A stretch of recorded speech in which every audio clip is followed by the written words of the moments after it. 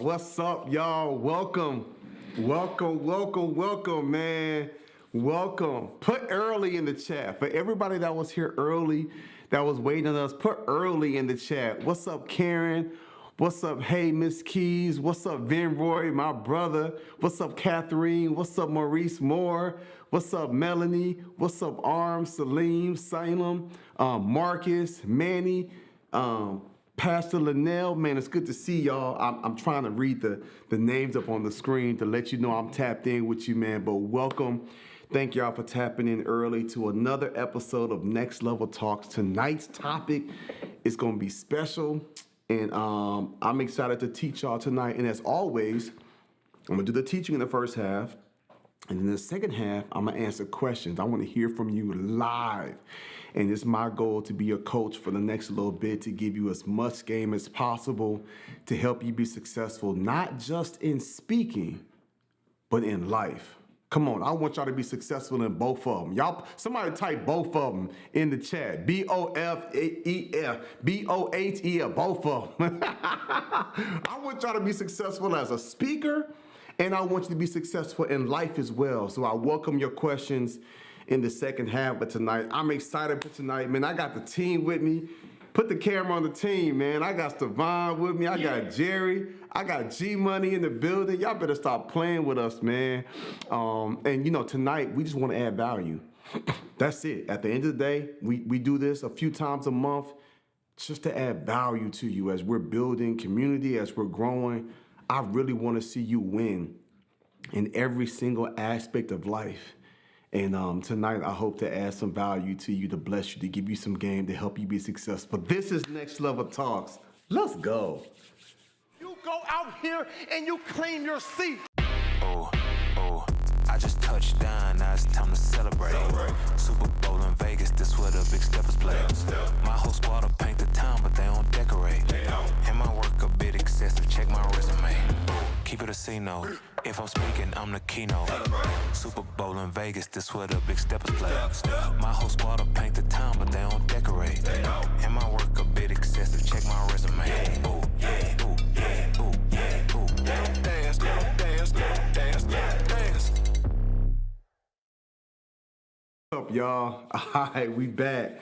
We back, man. Tonight's topic that you all chose. You know, y'all got the Laker colors tonight. We got the Laker colors tonight. Come on, man. LeBron James, GOAT. Go ahead and say GOAT, Stevan. GOAT. You know what I'm saying? We got the Laker colors tonight. I love it, man. Tonight's topic that you all chose. We gave you about 3 or 4 options, and you all, it was a resounding choice of this one here. What would I do differently if I started my business today? I've been giving this a lot of thought, and there are a lot of things that I would do differently, but the biggest thing that I would do differently is I would be more structured, more concise with my offering, and I would position myself from the beginning as an expert. Everybody put expert in the chat. Oh, don't forget to subscribe, like, and share. Come on, ring that bell. You can ring my bell. Ring the bell. Subscribe, like. Y'all off the chain. Y'all off the chain, man. Subscribe, like, comment. Like, I feed off your energy. So shout out to everybody that's Felicia, hey, Marcus, Dolores, hey, Angela, hey, Paul, hey. Thank y'all for putting that in there. Share this video to people. We want to get this and reach as many people and add as much value as possible. So what I would do differently, for many of you all that's familiar with my story, you know that me and E.T., my brother and friend, he's exactly 10 years older than me. He's been like a big brother and a mentor for years, now business partner, family member. We had a very hard conversation years ago. And Dr. Eric Thomas called me one day and was like, Jeremy, what are you doing? I'm like, bro, I'm getting busy. I was just like, you see my website? He was like, yeah, that's why I'm calling. I'm like, you like that, right? I wasn't always as coachable. I just knew it was gonna be nice. He was like, it's cool, but you look like a handyman. And I was like, bro, what you mean? Like, this is a professional website. I ain't offering no handyman services. He was like, yeah, but because you're offering so many different services, you look like a handyman. He literally was just like, because I had if you went to my website, jeremyanderson.org, this is probably 9 years, maybe about 9 years ago when we had this conversation. I had 3 tabs at the top. You can click corporate, and when you click corporate, it has a drop down that takes you to a corporate page where it's more corporate language and jargon. If you hit schools, the school tab, it took you to a school page where it had a whole bunch of school jargon and photos and testimonials. It was like its own school mini site, its own corporate mini site. And then if you hit churches, or it either said churches or faith, it took you to a page where it showed me preaching the gospel. It showed me ministering to people. It was all of that.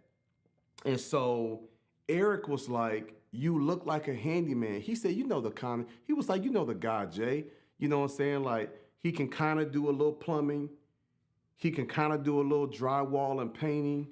He can kind of do a little electrical. He can put your ceiling fan up. But if you got a major leak in the house, that ain't somebody you call. You need to call an expert. And so E was like, you don't look like an expert. You look like a handyman. You look like someone that's kind of doing a little something, something. He said, you can keep it how you got it, and you'll do okay. He literally said, you could do it and probably make 6 figures. You'll do okay. He said, but if you really want to dominate, you got to choose a lane. I struggled with it because I felt my website looked really good. And I struggled for one main reason. And I want to see if you all can guess what it was. This is early on in my career. And I had those 3 tabs up: corporate, faith-based, and schools.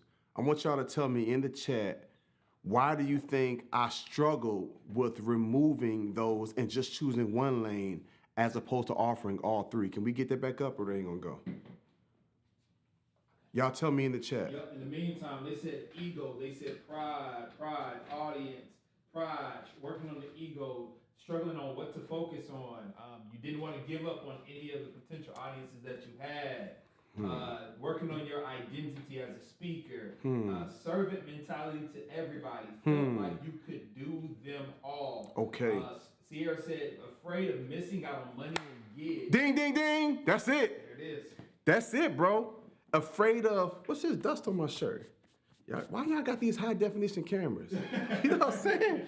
Should do a little lint roller. Who said that? Oh, thank you for zooming it in too. That was Dr. Courtney Allen. It ain't gotta be that big, bro. My eyes is good, bro. It ain't gotta be that big. So Dr. Courtney Allen, that's perfect right there. Dr. Courtney Allen, you nailed it. It wasn't pride. It wasn't ego. It wasn't even that. I did want to reach everybody, but if I can be honest, I didn't want to miss out on no opportunities. I was thinking like, man, if I was a slave to what people thought. And I was thinking like, I knew out of the 3, it wouldn't be corporate. Because at the time, corporate was probably like 5%, 7% of the opportunities I was getting. So easily 92 to 95% was I was preaching in churches and speaking in schools. So again, this is like 9, 10 years ago. And so I had to make a change to where I had to choose one lane, but I didn't want to miss out on no opportunities. And I was really a slave to what people would think. Let me tell you what I mean. I felt if I chose corporate, then all these schools that want to book me wouldn't book me and wouldn't rock with me. I felt if I chose schools, the churches would say, oh, because Jeremy's successful now he only want the money. He don't want to preach the gospel. So come on, y'all. You feel me? You feel me? Like I really struggled with what people would think of what they would say. And so I wasn't tripping as much on the corporate, but in the faith-based community, because my pops was a preacher And I got my start. My first 5 or 6 times ever speaking publicly was in the ministry lane, whether it was a pastor, Minister Fred Whitlow, or a community event, a church, a youth conference. So my first 5 or 6 times I even spoke publicly, and most of them were free.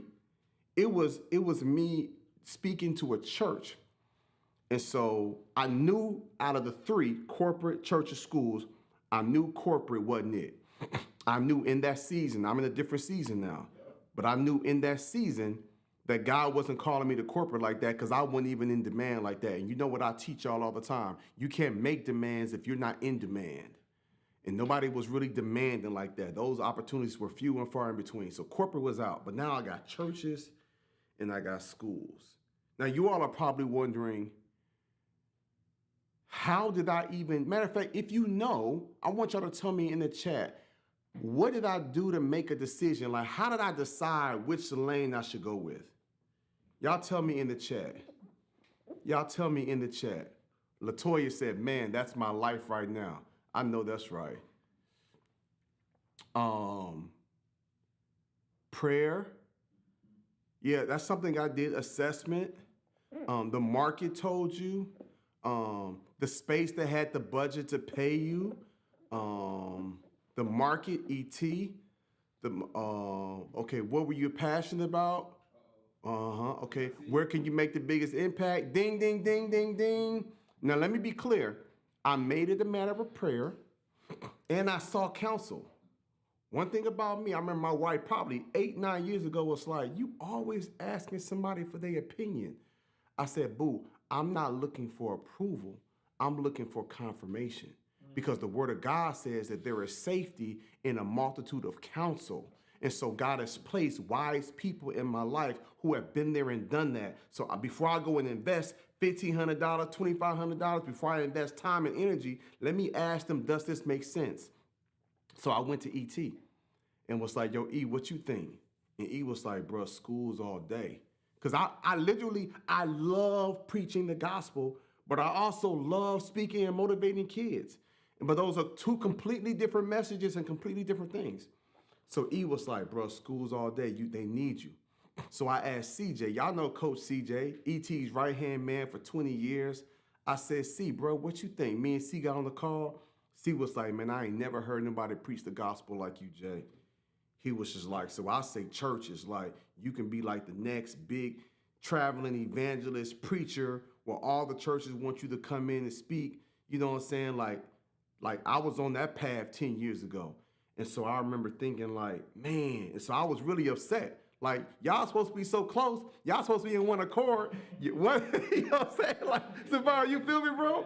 One telling me one telling me schools, one telling me churches. I'm like, bro, can 2 walk together unless they agree? Come on and talk to me. And so, like y'all said, I had to pray. And then I had to ask myself, where can I make the biggest impact? Y'all put impact in the chat for me real quick. Where can I make the biggest impact? That was the question I had to ask myself. And so I looked at it like this. I said, if I do become this traveling evangelist, because I'm not going to, God, I knew for one thing, God was not calling me to start a church. He wasn't calling me to do a church plant. I felt like I'm getting invited to speak at all these men's conferences, these youth conferences, these different churches, the convocations, like they bringing me in for this. So am I going to be a traveling evangelist where I'm going to just have a very distinct message when I share? And then I said, what if I get booked every weekend?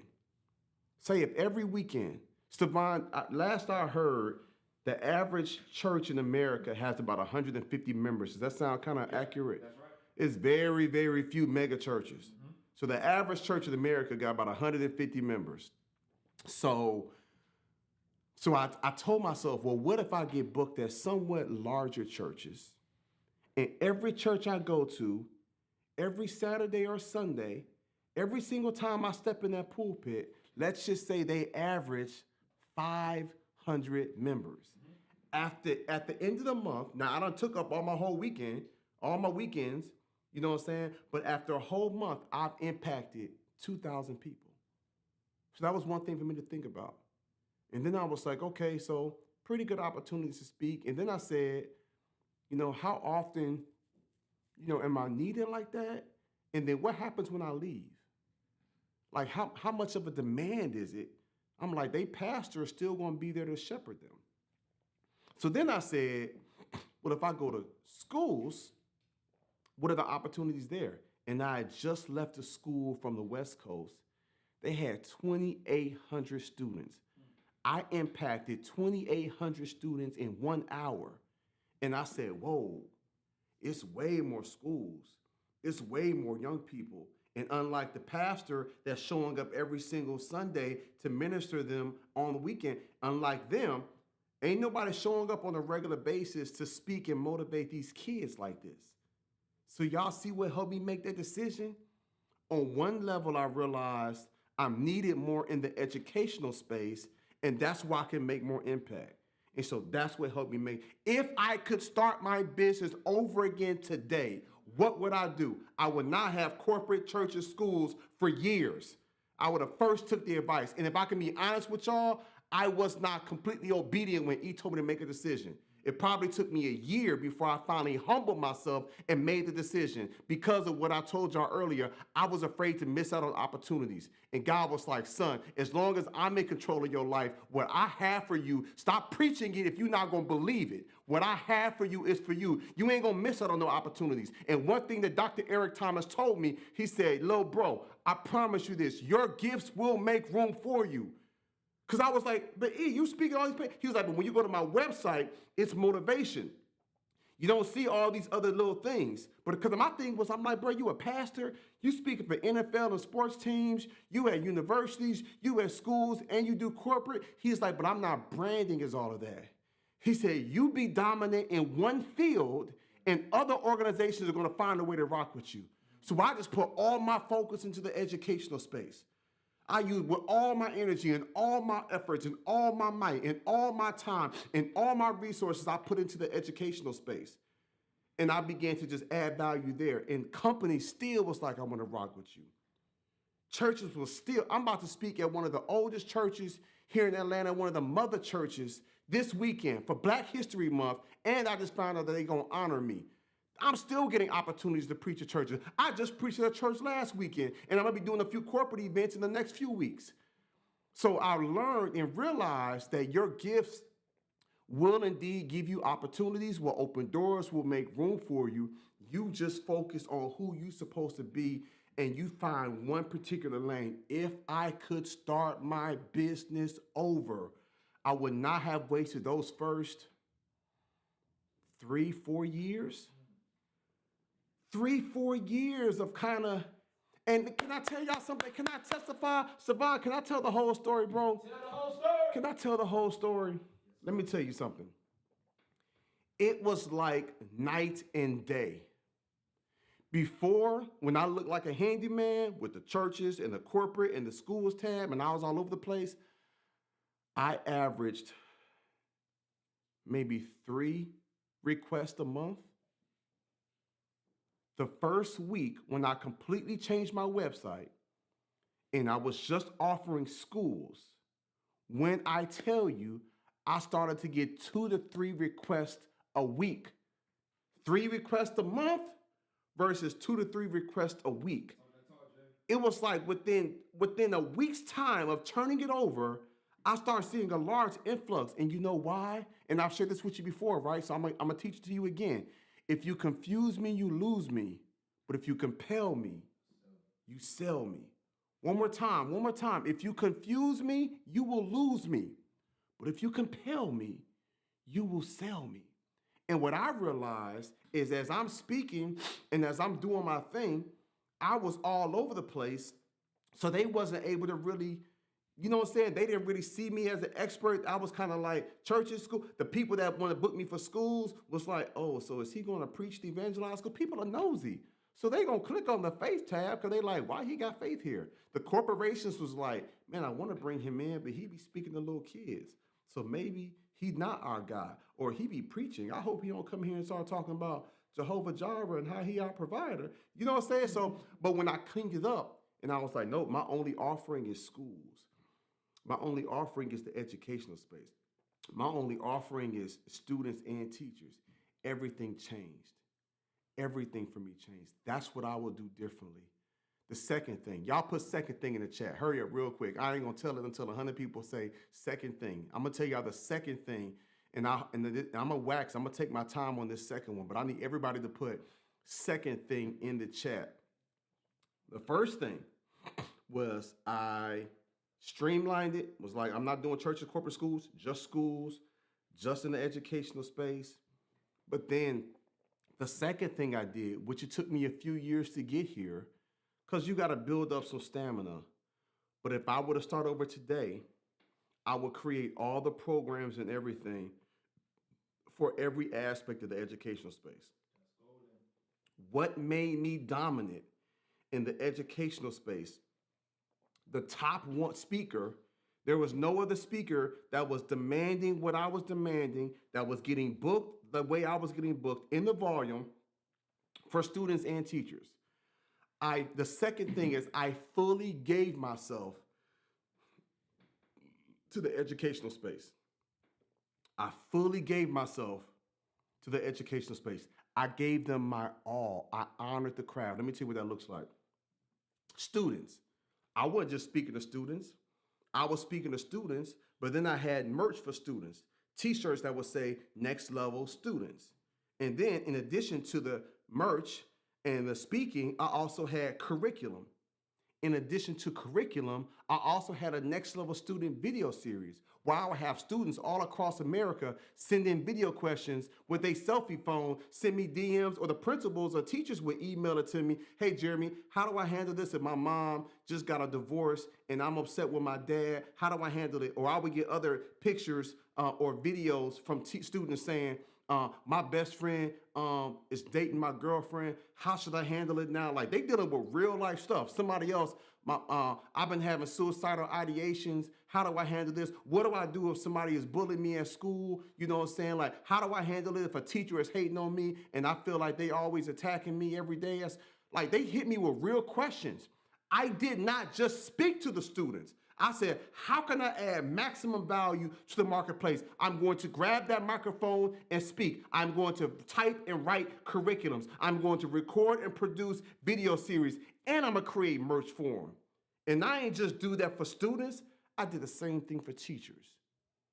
Because you got to be dominant. E.T. told me to be dominant. So Big Bro told me to be dominant, so I started dominating. I said, I'm not going to just speak to teachers. It's one thing for me to do professional development or to do convocations to kick off the school year and have the teachers pumped up and laughing and crying and ready for the year and remind them why they got into education, why they showed up to serve these kids in the first place. I didn't just do that with the microphone. I also wrote the next level teaching book. And the subtitle is How to Connect with the Hearts and Minds of Every Student in Every Classroom. So I didn't just use the microphone. I also wrote a book for teachers to show them the things that I'm teaching when I grab the microphone. I done put that thing into a book, in the workbook, to add more value. I didn't just do that. I had merch.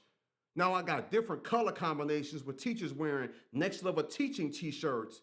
So now they walking around saying they are next level teacher. They wearing that shirt with pride. I'm shifting the culture in schools across America. I didn't just grab the microphone and speak. I didn't just write books for them. I didn't just drop merch. You know what else I did? I created a podcast.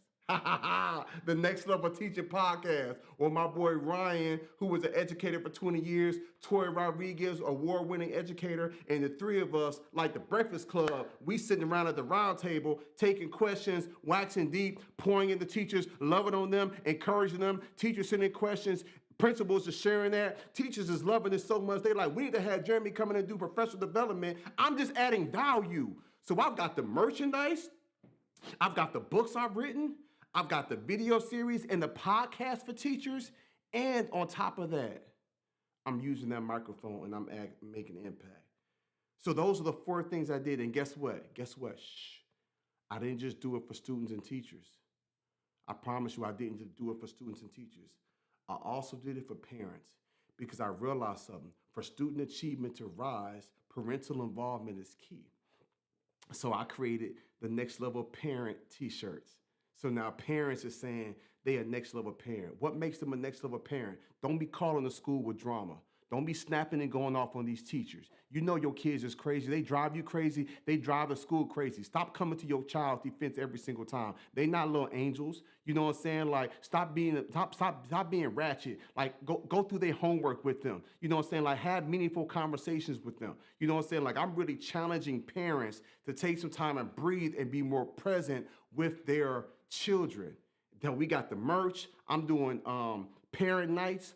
So now schools is bringing me in. I'm getting 3 checks for one. They like, Jeremy, can you come in and speak to the students? Then at 3:30 when school is out, from 3:30 to 4:30, can you do professional development with the staff? And then at 6 p.m., all the parents are coming to the school. We're going to provide pizza for them. We're going to do a pizza night. It's a parent night. Can you answer questions from the parents and pour into them? Because the parents are tired and the parents are doing the best they can in the community, but they need some motivation and inspiration. So now I'm showing up in town. They got Stevan, they got billboards for your boy, bruh. They got billboards up of me coming. They got the schools with the digital signs. What up, Jax? They put it back on Jax. That's my dog. That's my boy. The whole world saying, what's up, Jax? I got them. They doing billboards. They got the digital signs. Welcome, Jeremy Anderson. They got the banners. They bringing out the drum corps. I'm showing up to schools to find that do. Bro, they they got the drum corps out there. They got the cheerleaders doing their thing. They got some. I done mentioned some schools. They bring the mascots out to get the people hype because I'm adding value. Is this making sense? Put make sense in the chat. I would do 2 things differently if I'm about to take y'all questions. I would do 2 things differently if I started my business over. I've been doing this for 15 years now. I would do 2 things differently. One, I would streamline it. I wouldn't try to be all things to all people. I wouldn't be trying to do that. I would stay in one lane. Either it's corporate, faith-based, men and women empowerment, schools, whatever it is, I would stay in one lane. I would add maximum value in that one lane. And then from there, once I choose that one lane, I go in and I get very creative with the content and the resources and the energy and the marketing that I'm putting into the world. Y'all, I did 2 campaigns. Let me give y'all some game. And whether you want to do corporate, whether you do men and women empowerment, whether you do schools, I'm just giving you this game so that you can see what I've done. As your coach and mentor, the best thing I can do is avail myself to you. I did 2 campaigns that took my career to a whole other level. I told y'all there was nobody more dominant than me. I did a teacher cruise giveaway. I should have pulled out the pictures, Jerry. Dang, I didn't even know I was gonna teach on this. It's okay. I would show up to school. So I would have schools nominate teachers. And I would say, I'm partnering with Royal Caribbean. Yes, I partner with Royal Caribbean, but Royal Caribbean ain't necessarily like cutting no checks, Devon. You feel me? I said I'm partnering with Royal Caribbean because that's who I was working with. They didn't necessarily cut a check.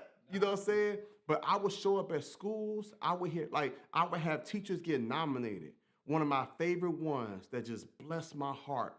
I heard about this teacher who was diagnosed with cancer. She had to take 85 pills a day. Stevan, you know what she would do, bro? She would grind the pills up in a blender and mix some fruit and yogurt with it and drink it as a smoothie because she couldn't swallow 85 pills a day. Jesus. And I heard about her, the only time she would miss school,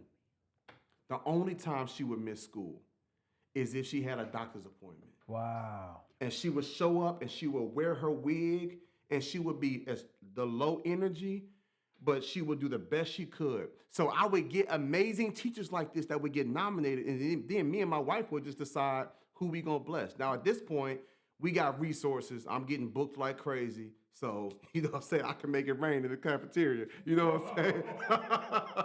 I can make it rain. I ain't gonna lie. So before y'all start sending teachers on cruises, you know, at that time I was doing like 6 figures a quarter. You know what I'm saying? So I had the resources to be able, so I want y'all to be wise with it. I had the resources. Thank you, Alicia. I had the resources to be able to do this.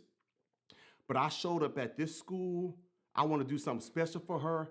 I wore a Batman costume. So we had a fake assembly. I got schools doing fake assemblies. We had a fake assembly, Stevan. They just made it seem like, oh, we've got this special person coming in. They thinking, and some of the people, the teachers, administrators, like they knew that I was doing something special. And I would have the big jumbo check. Y'all know like the big lottery checks. I would have the big check that would have the Jeremy Anderson group logo. Matter of fact, if I kicked you a picture, Jerry, how long would it take to get it on? That's too much. It's okay. What that mean? 30 seconds. 30 seconds? Oh, no. I'm going to give y'all a visual. Y'all hang in here with me this real time.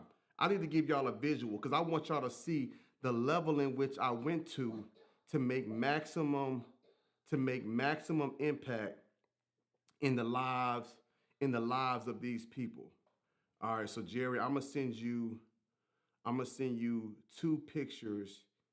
I'm gonna send you two pictures here so you can see what I was doing if I can find them. I'm trying to find the pictures of the checks, of me holding the checks, so you can see the work that we was doing. So what I would do, I can't find them. I got too many doggone pictures in here. Yeah, my intentions was right. Hold on a second. I know we have that video we made for your 10-year. Oh yeah. No, that ain't gonna hit. That ain't gonna hit. That ain't gonna hit the same. Man, I thought I had it in a folder somewhere. Anyway, so I would have these big, huge checks, and with these checks, I would have them print the person's name on there. So I show up at this school, and I got the whole Batman costume on, and I come out, and the principal's like, "We have a special guest, Batman," and all the kids is like, "Oh, that's cool." They clapping or whatever. So I got the head mat. Oh, come on, who found that? Y'all in the spirit. So this was something me and Tracy did for Hong Chin. You see the logo? Thank you for this, guys. Okay, let's show another one then. Thank you for what? Being a next level teacher. I even put Royal Caribbean International logo on that sucker. You got the Batman joint. Oh, you got the Batman joint. Come on, y'all hit me with an LOL in the chat. I know y'all laughing. Because let me tell you why I was looking like this. I'm sitting here standing like, bro, this is internal. The news station is here. Why the news station is recording me in this Batman suit? I was not, you see my face? Listen to me. Look at them boots I was wearing. I was not happy. I told the principal, I said, look, I ain't tell you the news could come now. Batman, Bruce Wayne, comes to a local school. I was not feeling this, but that's why I was kind of looking like that. Anyway, get the pictures out here. So that's what I would do. So you see the check behind me in the Batman suit? You see that's another check there for another person. So I showed up at this particular school. It's like 800 kids in the gym. I showed up with a big old bouquet of flowers, and I call her out. She comes up. I hand her these flowers, and she's like, "Thank you so much. What is this for?" I was just like, "I just want to say thank you." I said, "Here's the reality." I said, "This is a costume, but you the real hero." Yeah. Bro, she broke down crying. And I ain't even tell her it was a limousine outside waiting on her. Y'all better stop playing with me. Come on. Y'all better stop playing with me. I told y'all before, I've been diagnosed with doing the most. Ask my wife, Tracy. God know I ain't lying to y'all. We sent the limousine to pick them up because I wanted them to feel what luxury feels like. I sent the limousine to pick them up, and we didn't just pay for her to go on a trip. We had her best friend, who was her prayer warrior and her intercessor. Every single teacher that we sent on a cruise, Hong Chen brought his wife. Sabine Bachner in Phoenix brought her husband. Every person that we sent on a cruise, we did so many doggone cruises. We also paid for a spouse, or a best friend, or a sister, or someone else to accompany them, because who want to take a vacation by themselves? You want at least one person you rock with. This is just me giving my all to these individuals. That's all I'm trying to. So when y'all, I'm very intense, but I've always been like this, and my heart, my intentions were pure. When I heard her story. And when she walked into the school, the kids is like holding on to her arms, her leg. They touched her, they loving her like she Michael Jackson. I'm thinking like, man, it is an honor. She was in tears. You know, when I had the Batman costume, I was like, this is nothing. This is just a small token to say thank you for what you do. This is just a small token. And we went to schools all across America. And I ain't gonna lie. Most of the schools we worked with were schools who rocked with me. I ain't gonna lie. I did a few random schools, but most of the schools that I did, I would probably say 60% of the schools or schools that had already brought me in, because you know you got relationships. And you hearing questions, you hearing about what this person went through, you know what I'm saying? Like it's a lot, man. I got teachers that was feeding kids and cooking meals for them and they was doing meal prep before meal prep was a thing.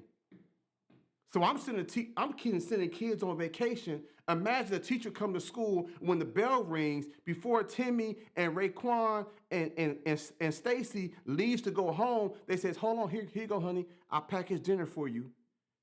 And now that child goes home to put that meal in the microwave because that teacher knows. I'm like, oh yeah, you know they're not gonna eat dinner at night. You know their mama still be on the street corner. I'm like, you know what? I'm sending you on the cruise. And so these are the extra things. But you know what that did?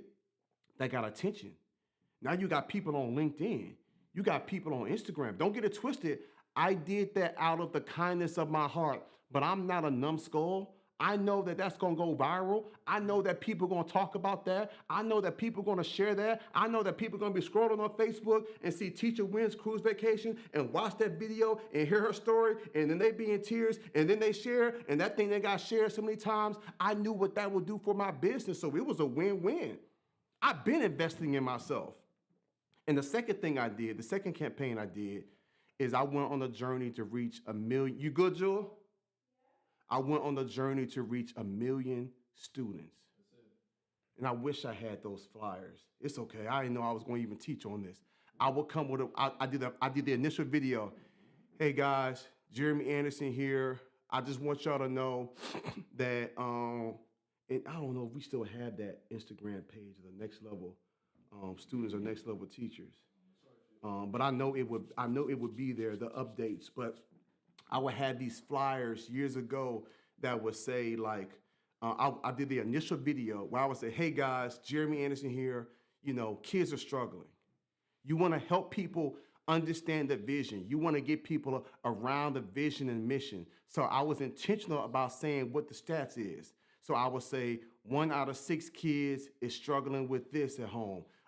2 out of 3 kids or 2 out of 5 kids in America don't have quality meals. I would say, you know what I'm saying, 40% of the kids in America live in homes without their fathers or come from broken homes. And 3% of the students in America are homeless. And 60% of the kids in America attest to and confirm that they have been experiencing bullying.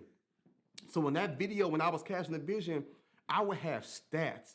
I would have raw data that would say, this is what they're struggling with. This is what they need help with. This is why I'm going on a campaign to reach 1 million students in 1 year. And I was like, I need y'all's help. Spread the word, spread the message, let everybody know. You know what I'm saying? That's one of them right there. You see that? This is when I was first letting people know. Over 3,000 students drop out of school, what they say, per day. That's 1.2 million students a year. So I'm putting that on Instagram. I got data, y'all. I got stats. This is something I did probably 7, 8 years ago. And then I will put this up on Instagram. This is why I'm on a mission to reach 1 million students. And so I would create these flyers, and then I would create flyers that would let people know how the journey is going. So it would say 1,300/1 million, which would show that out of the 1 million students that I'm trying to reach, I've reached 1,300. And then to kind of give them a track record. And then when I would hit maybe 12,000 students, I would have my team do another flyer, 12,000/1 million, to kind of show that I'm making some strides. Let me tell y'all what happened. When I dropped that flyer that said like 113,000 students/1 million, the excitement, the people was like, you better go, boy. We got your back. I got principals will call me and say, yo, Jay, I heard about what you're doing. I want to support your cause. I got a budget. I'm thinking like, I got something to say. You got a budget? I got something to say. But I start having people get behind me. So as I started posting the updated flyers of 700,000 and 800,000, and people start seeing how close I got to my goal, I felt like the whole country had my back. And so, Jax, so these are some of the things that I would do just to add fuel to the fire. Does that make sense? Y'all put game in the chat. I'm just sharing with y'all like the journey I went on when it came to me just really giving my all and doing the best I could do to adding maximum value. So when I would drop those different flyers up, it would just let people know this is what's going on in the world. This is what they're struggling with. This is where I am on the journey. And now people are getting behind it. All right, does that make sense? So let me take some questions. Those are the two things I would do. If I could go back to 2010, I would clean up my website. I would just choose the educational space. And then as I got my footing together, I would start writing the books and creating the curriculums. And now let me also say this. This is 10 years of work. Let me bless somebody. Thank you, God. This is 10 years of work. Some of y'all are doing the best you can with what you have. Because, Stevon, I feel like some of them might feel like they're not doing enough. Yeah. It's just like, don't get it twisted.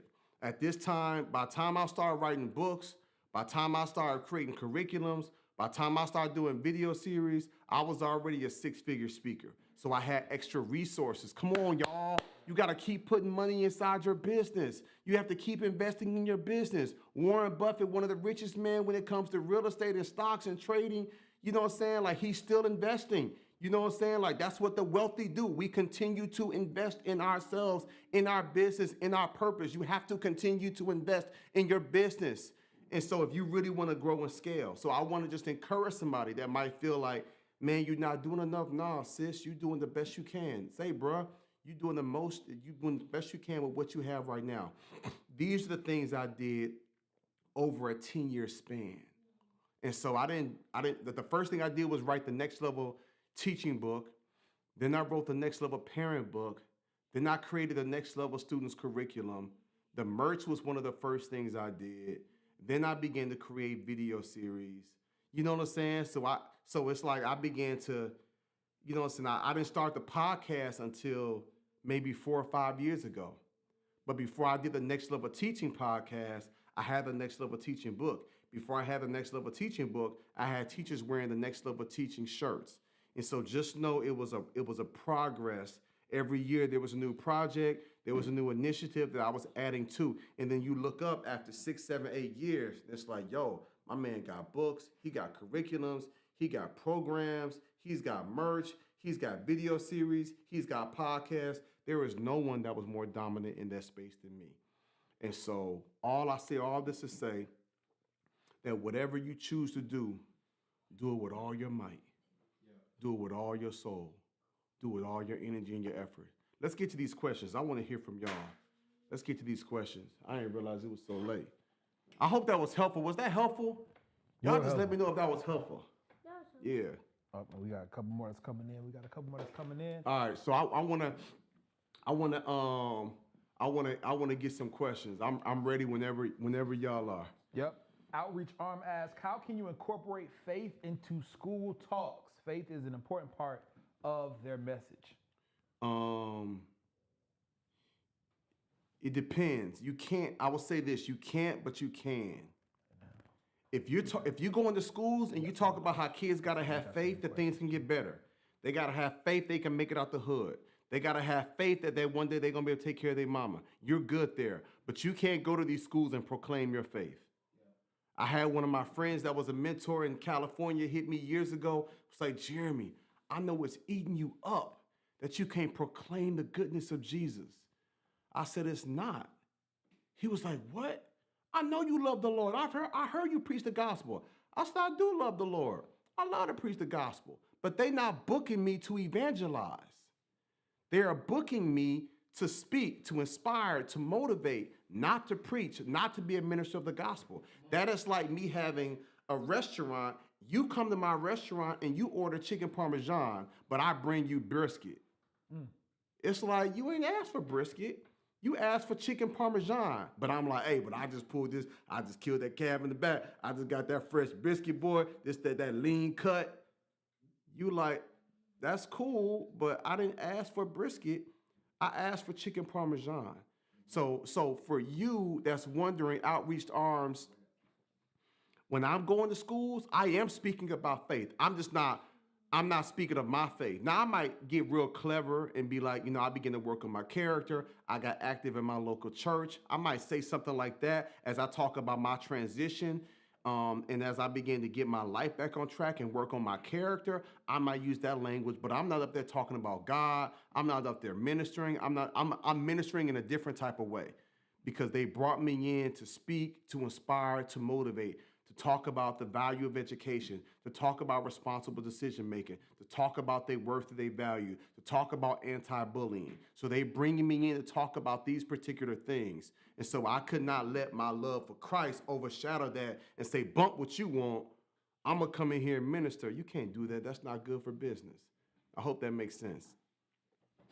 So again, I incorporate faith more by saying, like telling them to have faith in their future, but you got to be very tactful with how you go and minister in these schools. But let me tell you something. I told my homeboy that was like, you can't proclaim the name Jesus. I said, I might not be proclaiming his name. I said, but I am praying to him.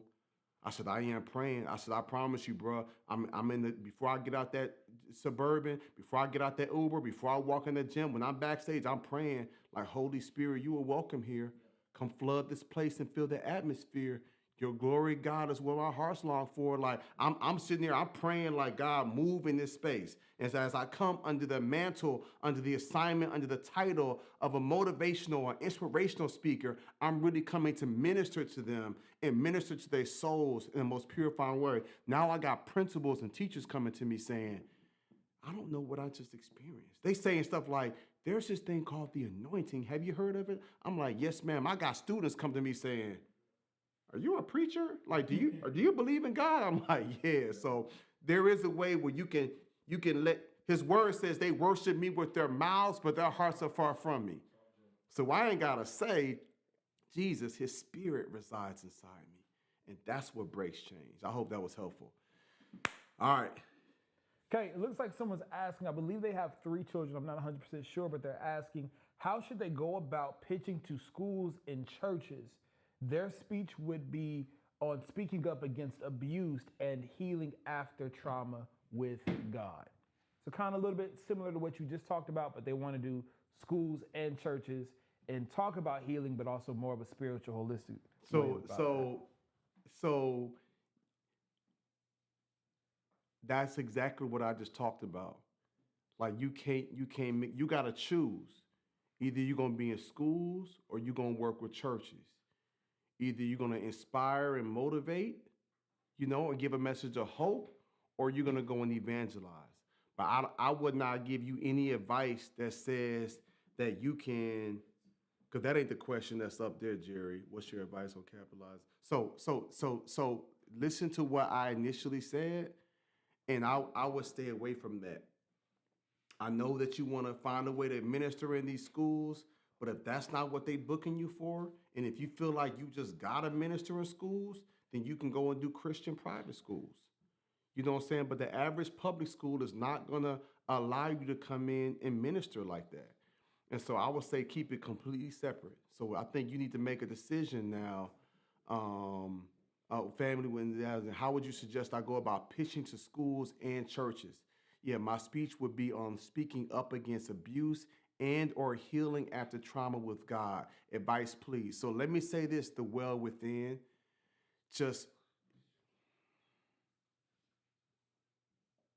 it's possible for you to brand yourself as a person that speaks up against abuse and healing after trauma. The with God part is tricky because you can't talk about that in schools. But if you build a brand around healing and overcoming trauma and speaking up against abuse in relationships and things like that is a platform for that. But you got to decide if it's going to be churches or if it's going to be schools. Here's the thing about schools. That could possibly be a program, but you got to really check with the schools and see if they even really have a budget for that. Because some schools might not have a budget for abuse or healing after trauma. Schools ain't really on that, unfortunately. They ain't really on, we need somebody to come in, and that takes a real strong, a real bold educator that's like, I'm about to bring somebody in that's going to help my babies heal from trauma. And a lot of that healing can't even take place after one segment. So there could be a whole program that maybe you consider building out, or you could just specifically do it with churches, because it sounds like God is a very critical, part of that. So if you gotta just keep God in there because he was a part of you getting healed from healing after your trauma, then you will want to definitely pitch that to churches. And then you will want to find a way to where it's not, because it's not just abuse, it's healing, trauma. Anybody in the congregation can relate to that. They might not relate to abuse, but they can relate to trauma. They done seen some things when they were young. They done had some things happen in previous relationships. They've got some things they need to heal from. I got a family member I recently talked to. It's like, okay, you went through something 20 years ago. There is still healing that can take place, but the person kind of felt like, well, I'm not really dealing with nothing right now. It's rare I ever think about it, but it's still there. So I hope that was helpful, but I would not recommend, don't trip on that, Jerry, but I would not recommend that you change and go schools and churches. I would say choose a lane and then go all in. I hope that was helpful. Perfect. Quentin Washington says, what's your advice to capitalize on a new children's book opening doors at local schools? Yeah, I need this one. Yeah, you say you need this one? I'm about to take you to speak on it. You was like, I need that too. Hey, I got your book up in the office, in the library too. Stevan just wrote it. Y'all shout out to Stevan, man. He wrote a children's book, man. Y'all show Stevan some love. So I'll say this.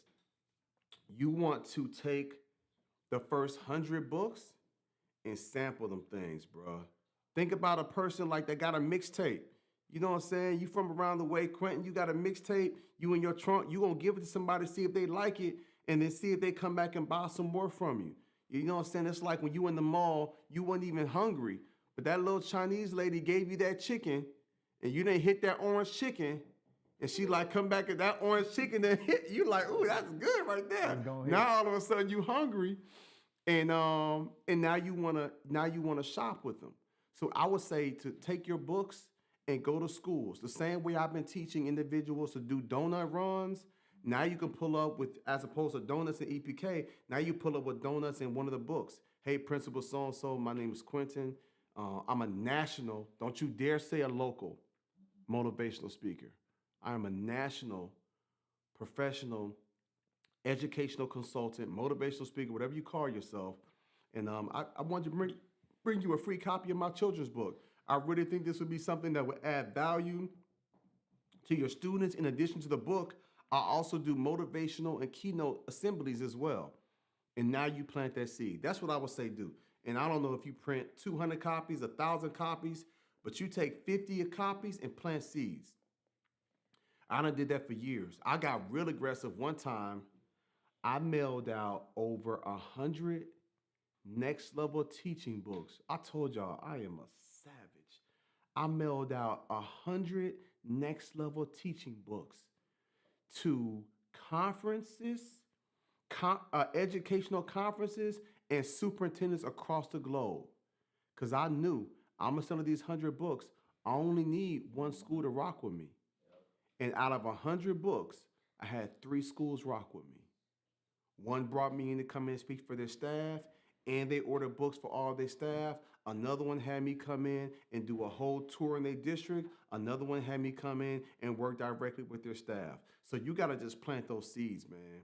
So just look at that as an investment, but as opposed to mailing it, if you can pull up to that school, that's going to give you the biggest opportunity to add the most value and connect with them right there in person. Good question. Andre Wood says, how do you draw attention to your website from schools? So content for me, man, I would create all these motivational videos. So if I'm speaking on stage, I'm gonna take a 3-minute clip of me sharing a complete thought, and I'm gonna mix some music with it. I'm gonna have a little intro with it. Some of y'all should go to some of my early stuff on YouTube from like 7, 8, 9 years ago to kind of see the content I was making. But I would have a dope intro with me jumping on off a couple little stages, and then it would have the presentation of what I was speaking. And at the end of that 2 or 3 minute clip, it would have music with it. But at the end of I would speak, I would say some powerful like, "That's how you take your life to the next level." And then the music will play. The music will continue to play. The screen will be black, and it will say www.jeremyanderson.org. Here's the psychology behind that. You got educators that are watching this video. They're caught up. They're feeling my passion. They're seeing how I'm speaking. They're seeing me at the assembly. They see the kids locked in, and then they're all caught up in this complete thought. And at the end, it's just a black screen, white words, jeremyanderson.org, but the music continues to play for about 10 seconds as it slowly goes to zero. And I just created content every week. I got a new video coming out, dropping it on YouTube, and then I will put the captions, I will put the titles, I will put the tags in YouTube that will draw people there. So that's how, for me, it never worked to send mass emails, to call a bunch of random schools. I just added value in the marketplace and would draw the people to me. Hope that was helpful, Andre. Shout out to your girl Akia. Hey. She says, do you have any wisdom on how to not allow the current state of the world challenges to negatively affect or impact our pursuit of transformation and impact to our specified audiences? Yeah. So, control the controllables, Akia. I've got people that's hitting me saying, man, I'm a DEI speaker, and now that diversity and equity and inclusion has been cut, and I've got people now that's kind of wondering, like, man, what do I do? Like, how do I make some adjustments? And so, but you can't control that. Or you can, Jax, quiet son, put it on Jax. My boy getting a little comfortable. Yeah, come on, keep it quiet, son. I just hear my man over doing this thing. Akia, come get your nephew. You know what I'm saying? Oh, now he gone now. Now he gone. I love it. I have to keep him low because he's starting to get out of hand.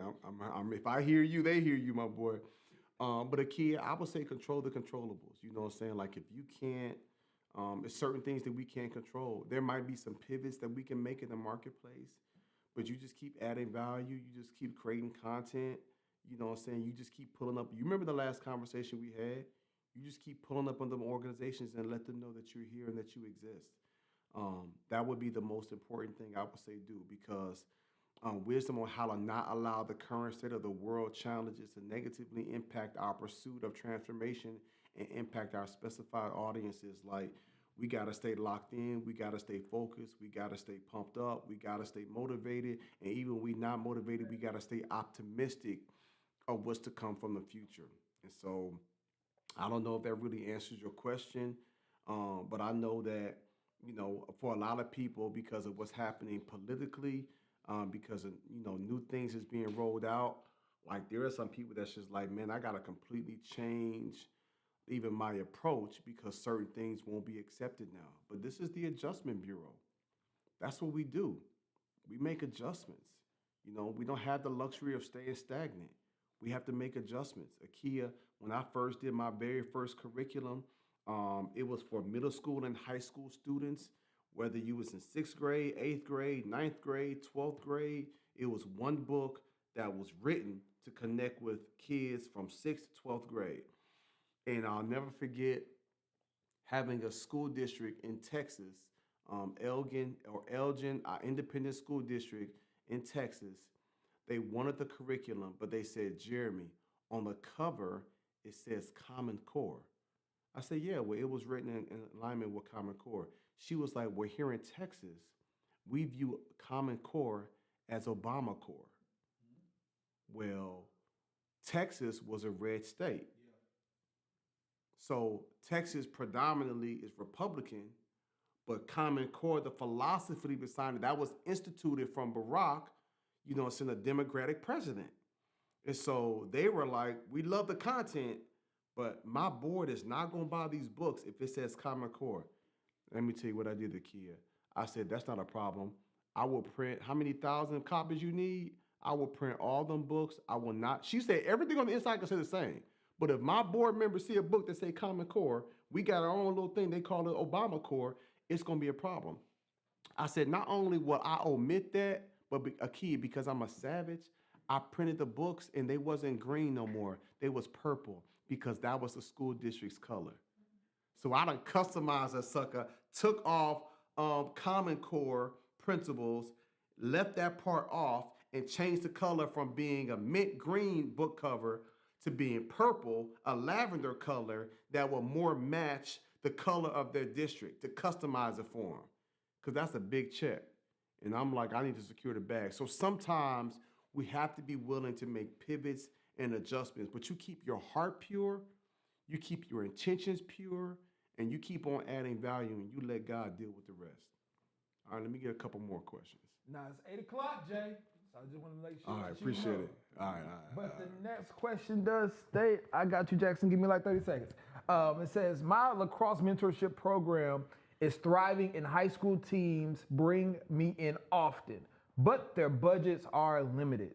Schools and corporations pay more, but reach out less frequently. What should I do here? So is it only a lacrosse mentorship program?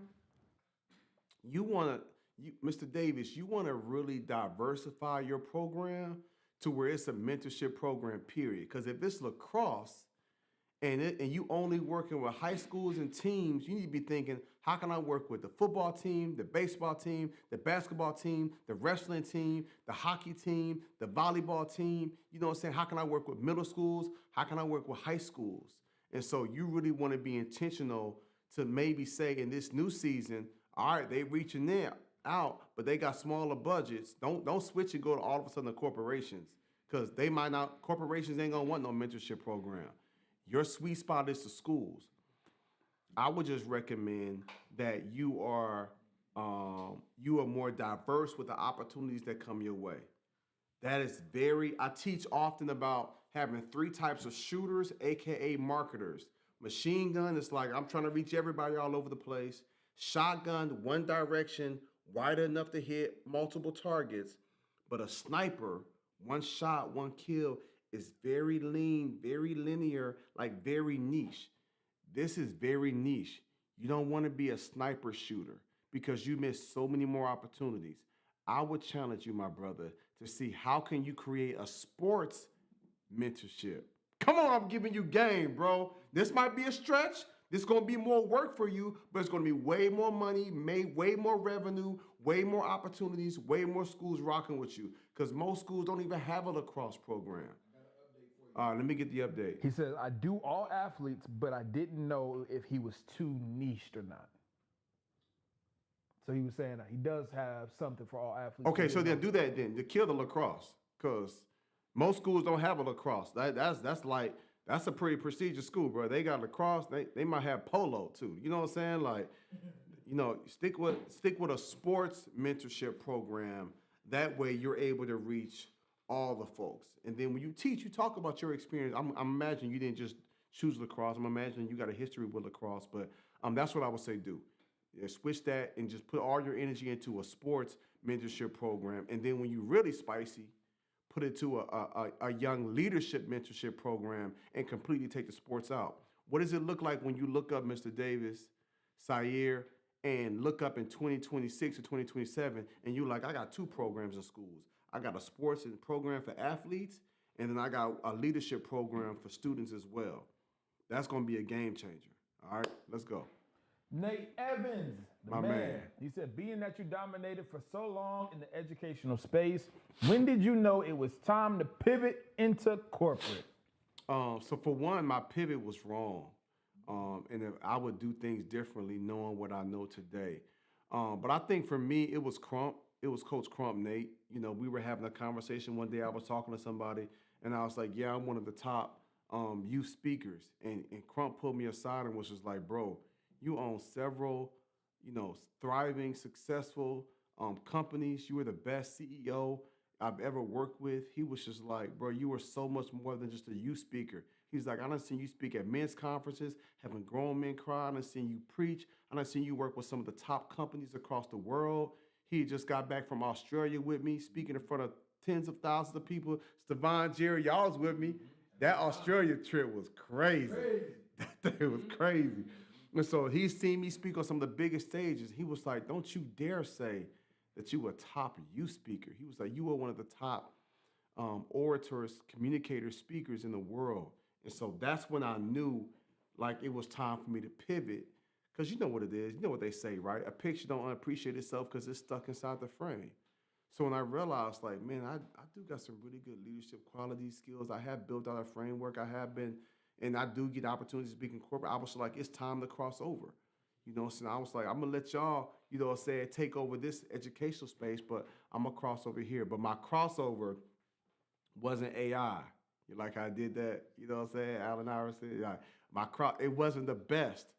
I would do things a little differently if I could rewind back today. But that's when I knew it was time. When you start having your peers and your colleagues say it's time, and then they see that inside you, and then you start getting opportunities.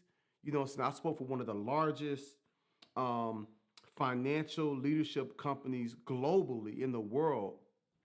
And he's like, and you sitting here talking about you a top youth speaker. He was just like, "Bro, stop it." And so sometimes it was like wow, you're right. And then I took the next maybe year and a half to kind of, put myself in the position where I am now. And I'm probably 50-50. You know what I'm saying? Like I am seasoned enough, 15 years to have a website that's corporate, but then to have a tab that says education. I'm seasoned enough to do that. You know what I'm saying? CJ and them was like, I wouldn't recommend that 10 years ago, but 15 years in the game, it's okay for you to have a site now that's like, this is what I offer in corporate, but I also have a tab that has education to show them that you're in both those worlds. He's like, "Bro, you sponsoring kids for college, you got foundations, you feed 1,000 kids a week, like you are making global impact, and the world needs to see all that you have to offer." And so for me, I just felt like it was time. Good question. KJ, now it's time. I just wanted to remind you about the polls for. Let me say one more thing. Yep. I also almost felt like I plateaued. So I think a part of me also was just like, I'm ready for the next assignment in a sense. You know what I'm saying? I kind of felt like I kind of plateaued. It was like, okay, like what's next? Like I done gave my all. You know what I'm saying, Nate? Like, bro, I'm talking about curriculums, books, workbooks, you know what I'm saying? Like, podcasts, video series, merch. Like I gave myself fully to it for a decade, and I knew it was time for me to make that transition. Because for me, I felt like I'm not going to be in my 60s trying to still speak to these kids. So now it's time for the next phase of my life. All right, we got one more. That's it. Oh yeah, we got another one. Let's do one more. What we got? All right, let's do one more. Let's do one more. Jackson, my boy. Go to the one that says, no, we just did that one in the chat. Okay, go down one a little bit. Somebody said something about being a pastry chef. There it is, right there. Says, "I'm a pastry chef, but know that I am called," I can't see because the mouse in the way. Into motivational speaking. Yep. And transformational speaking. I also have a compelling story to tell. How do I optimally push myself as a chef speaker? Ooh, I might need to stand up for this one. So let me say this. Thalia, let me say this. You're a pastry chef, but you know that you're also called to get into motivational and transformation speaking. You have a compelling story to tell. How do you optimally pitch yourself as a chef speaker? So you will want to, if you feel called, I'm not saying you should, but if you feel called, to pitch yourself, to brand yourself. Don't even use the term pitch yourself, because we're not pitching nothing.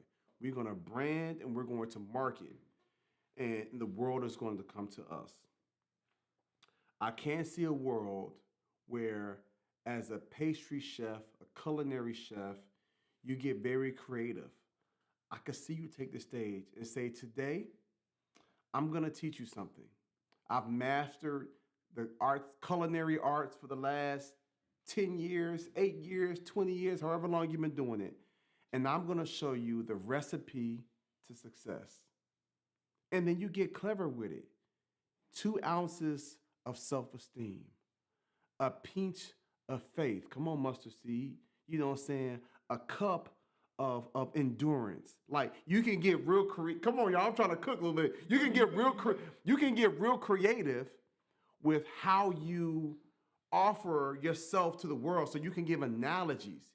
You know what I'm saying? You can tell stories, and you can talk about different things. Y'all have heard people say you could take a egg and crack it or scramble it, but if you put the egg in hot water, it boils it. But if you put coffee in hot water, it. And so, do you want to be the person that adjusts to the environment, or the person that impacts the environment? You can find so many different clever and creative ways to market yourself and brand yourself as a chef speaker, or let me say it to you like this, as a speaker who was once a chef. Because what you don't want to be doing is, you don't want to be up there like, I'm currently a chef, because it's like, well, bro, why are you bringing a chef? But it's like, no, you got something to say. You have a powerful message. You have a compelling story. And you want to be able to share this with the world, but give it to them in a very clever and a crafty way. So I hope that was helpful. I'm not saying you should do this. I would need to hear the full marketing, branding, idea, scheme, pitch. I would need to hear it to officially sign off on it. But I could see how you can get very clever, and how you could get very creative in saying, this is who I am now. This is what I've done for the last decade. And I'm going to show you the recipe for success, the recipe for love, the recipe for healing, whatever it is that you teach and you speak about. If you can find a way to put that into like a recipe and get real creative, right? Like, I've often tell people, like, some of y'all on here tonight, or comparing yourself to other people, don't do that. You can appreciate this here as a pastry chef. We are all different desserts. Sis, you might be a pound cake. So there are certain ingredients that you take. You might need to be in the oven preheated at 400. I might be a no-bake cheesecake. Jerry might be a German chocolate cake. Savon might be key lime pie. Like, we all got different ingredients, and we take different temperatures. Some of us are going to be in the oven for 5-10 minutes. Some of us are going to be in the oven for an hour. But when we come out, the aroma of our gift, you know what I'm saying? And when we get sliced and served to the world, we will be pleasing and delightful in God's sight. And so same way I took that and broke down food just as a really rough draft, you could possibly get creative with how you share your message. So I hope that was helpful. She said, this is good. Thank you so much. Praise God. All right, y'all. What's the poll? Who are we? So we got 3 so far. We got number 1, you are the expert or your niche. Number 2, your brand, your legacy. And then number 3, bounce back and build resilience. And that has the lead right now. Bounce back and build resilience. Yes, sir. Oh, yeah. That's the one. So the poll is there. Go ahead and vote. But out of the 3 of them, Stevan, low key, that's the one I would want.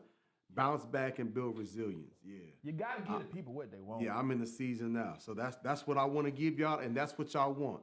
So that makes for a perfect marriage. Any announcements we got, Jerry? Oh yeah. Yeah, let's do a speaker spotlight. So I'm gonna shout out 2 speakers. You want to do Edward first? Or you got Edward, this man, shout out. Y'all show Edward some love in the chat. He launched a community just for educators. He's been doing his teacher ed thing. Like, he's been just doing such great work. He is actually the president, the director of our chapters in the Next Level Speakers Academy. That's my brother.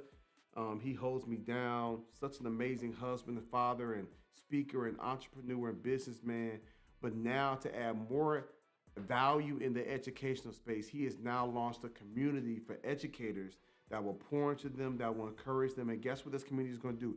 It's going to add value, but it's also going to build credibility. And now you're going to have more people that want to book him because they're going to say, I'm a part of your community, I'm a part of your tribe. And so, shout out to Edward, man. Who we got next? Jennifer Marcus. Y'all, all of y'all should follow Jennifer. Take a screenshot and follow her later. I don't want y'all to leave YouTube now. But Jennifer Marcus, $1.3 million in 9 months. Jerry, what was the note that the team told us? Do you remember? Did they put in the chat? She had 0 experience before coming with us. Somebody put blessed in the chat if that bless you, if that's encouraging.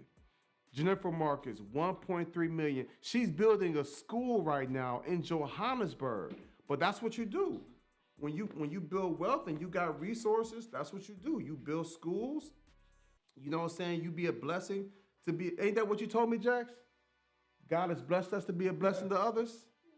Yep. I'm trying to tell you. My boy told me the other day. He was like, Daddy, God blesses us to bless others. I said, come on, my boy. You picking up what I'm putting down. You know what I'm saying? And so shout out to Jennifer Marcus for the good work that she is doing out here in the world. We like to highlight the students that's making impact and those that's making income. So shout out to Edward and shout out to Jennifer Marcus and shout out to all the members of the Next Level Speakers Academy. If you're in the Speakers Academy right now and you got love for the Academy, man, y'all put some hearts in the chat. Y'all put some hearts in the chat, man. Show us some love. If you want to become a member, the QR code is there. But I've got something I want to talk to y'all about that is very, very special to me. Everybody pay close attention. We have our annual Next Level Speakers Conference that takes place the month of June every single year. This is going to be our 5th annual conference. You do not want to be on Instagram or on Facebook. Make that bigger if you can for me, Jerry. You don't want to be on Instagram and on Facebook and see this and not be in the building. That you designed that little ticket thing? Bro, you're a problem. You're a problem. That's fire. I just realized that. I want you to join the wait list for the conference. The conference takes place in June. You know how it is. You got regular price, then you got early bird special price, but we're going to do a special wait list price that's going to be cheaper than early bird. And I want you all to be in the know. So everybody scan this right here. Take a screenshot of it if you need to. Scan this to join the wait list. This is very, very, very important because in a couple of weeks, we're going to open up ticket sales. This event will sell out. It's at my wife's favorite hotel in Atlanta, Hotel Avalon in Alpharetta. It is beautiful. It is massive. It is new. It is modern. It's going to be a vibe outside of the hotel. It's like this Avalon Village where the who's who, that's where you want to be. They got like 16 restaurants, 40 different shops. We about to take the Next Level Speakers Academy. We about to take over Alpharetta, y'all. I'm so excited. So join the wait list. The link is right there. Scan the QR code, join the wait list so that in the next couple of weeks, when we release those prices, we're going to give you a heads up. You can get your coins together to get ready to make the investment. You do not want to miss this conference. It is truly life-changing. But those of y'all that have been to our conference in previous years, can you just testify in the chat? Let me hear what they say, Savon. Can y'all just, can somebody else co-sign this for me? I told them the wait list is here. Can somebody please put in the chat, did you go to a conference? What the conference do for you in the past? Listen here, y'all. I was there in 2022, 23, 24. I was mad when I missed it in 2021. The Next Level Speakers Conference gets better every single year. Now, there's a lot of stuff that happens in Atlanta, and you can be like, oh, I missed that. This ain't the conference you want to have FOMO at. You want to be in the room. I kid you not. You want to be in the room. Not only are you going to hear from the greatest speakers on the planet, but you're going to be surrounded with other like-minded individuals, other speakers, networking opportunities. Listen, if you don't show up to nothing else, I need to see you in this summer at the Next Level Speakers Conference. Let's Tell them, go. Jack. Let's go. Let's go. Yes, you still in the shop, buddy. Man, thank y'all for tapping in tonight. Is that everything, Jerry? That's everything. Let me pray for y'all as I always do, man. Thank y'all for spending this time with me. Come here, Jax. So one thing about me, man, when I take time away from my family to coach or mentor or do calls like this, you know, if my kids want to come down and say what's up or sit on my lap, you know what I'm saying, that's something that I allow them to do. Because, you know what I'm saying, they gave me permission in a sense to be here with y'all. Jack, say what's up to the people. Yeah, you know what I'm saying? And now if his mama find out, don't nobody, y'all don't text Tracy. We're gonna keep this our little secret, my boy. But let's pray. God, man, I'm so grateful for this day, grateful for this opportunity to pour into your people, Lord. So grateful for Jerry, for G-Money, for Stevan, my son being with me tonight. I pray that you were pleased with what I taught. I pray that you were pleased with the answering of the questions. And I'm just so grateful to have this opportunity, this platform, to be able to pour into your people. God, bless their companies, bless their ministries, bless their foundation, bless their work, bless their efforts. I pray for their homes. I pray for their relationships that they have with their children, with their spouses. I pray for upcoming contracts. Man, in the name of Jesus, God, I pray for those deals to come through. I pray for budgets to open up. I pray for organizations, companies, nonprofits, schools to follow back up. I pray that you give them clarity. I feel like there are a lot of people on tonight that still need some clarity. They're still kind of confused as to what approach to take. Give them the clarity. Give them what they need, Lord. They signed up. They are here.